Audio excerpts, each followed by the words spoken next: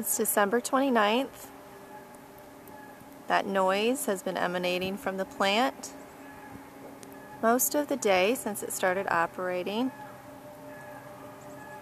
It's a constant squeaking now along with the hum.